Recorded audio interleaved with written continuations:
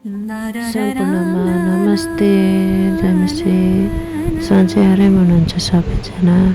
आज चाहिँ म पिरियड भएको एकदमै पेट दुख्छ। यो पिरियड भएको समयमा भित्रै पुरै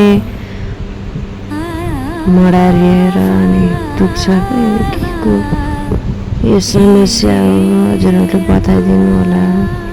मेरो त लास्टै दुख्छ कि एकदम भित्र काटे जस्तो टुक्रा पारेर भित्र काटे जस्तो फिल हुन्छ मलाई। हजुरहरूलाई कस्तो हुन्छ, हजुरहरूलाई यस्तो भएको बेला अनि केही औषधि कुनै पनि उपायहरू गर्नुभएको छ भने मलाई पनि यसो बताइदिनु होला।